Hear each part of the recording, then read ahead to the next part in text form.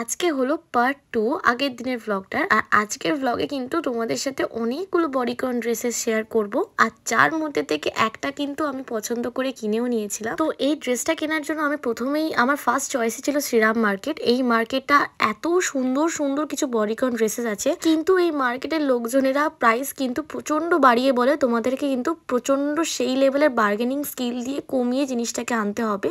তোমরা চাইলে কিন্তু ওনারা কমাবেন, কিন্তু সেটা অনেক বেশি বার্গেনিং করতে হয় মার্কেটগুলোতে। কিন্তু তুলনামূলক বাইরের থেকে এখানকার প্রাইস কিন্তু অনেকটাই বেশি। প্রথমেই আমি সবকটা দোকানের বাইরে যে ম্যানিকুইন রাখা থাকে তাদের ড্রেসগুলো দেখছিলাম, যে এখান থেকে পছন্দ হলে তবেই আমি ভেতরে ঢুকবো। তো একটা ম্যানিকুইনের ড্রেস থেকে আমার পছন্দ হয়ে যায়, আর এটা পরার পর তো কি আর বলবো, এই জামাটা কখনই আমার বাড়ি থেকে পরলে দিদিভাই রিসেপশনে বলে আমাকে তো বের করেই দিত। তারপর এই জামাটা আমার প্রচণ্ড রকম পছন্দ হয়ে যায়। এই সামনে ডিজাইনটাও একটা ইউনিক ছিল, একদম সাইডে এটার একটা স্লিট ছিল, কাটা মতো ছিল। এটাও আমার বেশ পছন্দ হয়ে যায়। আর ফাইনালি আমি এটা ট্রাই করি, এটাও কিন্তু আমার খুব পছন্দ হয়েছিল। এটা কিন্তু ফ্রন্টের সাইডে একটা স্লিট ছিল। প্রত্যেকটা জামাই ভেলভেটের এই বডিকনগুলো এত সুন্দর ছিল। আর আমার চয়েস ছিল ব্ল্যাক কালার। আমি যে জামাটাই নিই না কেন আমি ব্ল্যাকই নেব। তার কারণ হচ্ছে ব্ল্যাকে না একটু রোগা রোগা লাগে, নাহলে অন্যান্য কালারে প্রপার বোঝা যাবে। তারপর বেরিয়ে না রিশু এটা এগরোল খাইয়েছিল, আর এগরোল খেতে খেতে আমরা এসেছিলাম জুতোর দোকানে, মেট্রো গলিতে। এই জুতোর দোকানে এসেছিলাম তার কারণ হচ্ছে রিশু তার ভাইয়ের জন্য একটা ক্রক্স নেবে, কিন্তু আমরা এখানে পছন্দই করতে পারছিলাম না।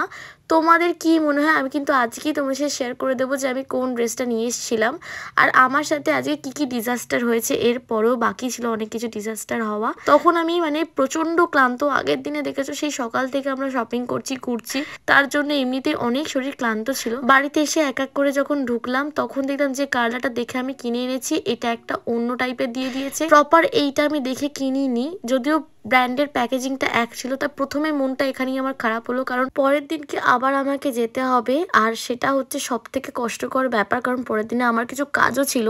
নেক্সট আমি যেটা কিনেছিলাম সেটা হচ্ছে এই মেকআপের পাউচটা। তোমরা কি ঠিক গেস করেছিলে যে আমি এটা কিনেছিলাম কিনা? কারণ আমার রেডটাও প্রচণ্ড পছন্দ হয়েছিল। আর এই মেকআপ পাউচগুলোর দাম মোটামুটি আমার নিয়েছে 200 থেকে 250 টাকা মতো। তিনটে থাকে একটা পাউচের ভেতর, তো অনেকই কম প্রাইস। নিউ মার্কেটে এগুলোর প্রাইস অনেক বেশি বলছিল। আর এর কোয়ালিটিটা একটু ভালো, কারণ অন্যান্য যে কোয়ালিটিগুলো হয় যেগুলো প্লাস্টিকের, আমি সেরকমও নিয়েছি। সেই জিনিসটা কিন্তু চেনটা খুব তাড়াতাড়ি কেটে যায়, সাইড থেকে সেলাইগুলো প্রচণ্ড খুলে যায়, এই টাইপেরগুলো। তাই এই টাইপেরটা আমি কিন্তু নিয়েছি। এইগুলো তো খুবই কম, প্রায় 20 টাকা পিস নিয়েছিল আমাদের থেকে।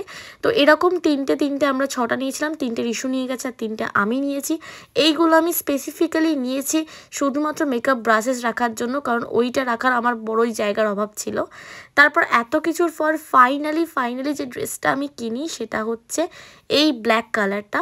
তোমরা এর মেরুন কালারটা ট্রাই করতে আমাকে আজকে দেখে নিয়েছিলে, তখনও ডিজাস্টার হওয়ার বাকি আছে, কারণ আমার বাড়িতে কারোর এটা পছন্দ হয়নি। কি আর বলবো, যেহেতু বুঝতেই পারছো বাড়ির সবাই বলছে যে না এই সামনেটা কাটা, এটা স্লিভলেস। যদিও কিন্তু আমি স্লিভলেস পরে থাকি, নর্মালি অনেক স্লিভলেস পরি, তারপরেও এখানে আমি বাড়ির লোকে কনভিন্স করছিলাম। বাট তারপর যখন ফাইনালি ড্রেসটা ট্রাই করলাম তখন দেখলাম ড্রেসটা হয়েছে আমার খুবই ছোট, খুবই ছোট। এটাকে এখন আমাকে চেঞ্জ করে অন্য একটা ড্রেস নিতে হবে।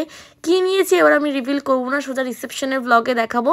বাট যা নিয়েছি ব্ল্যাকই নিয়েছি। দেখা হচ্ছে নেক্সট ব্লগে। Tata bye.